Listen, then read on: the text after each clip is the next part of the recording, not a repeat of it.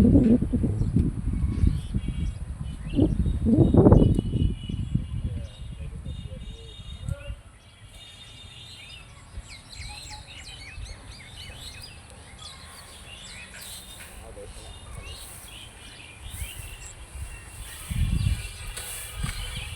মন্ডল, আপনাদের স্বাগত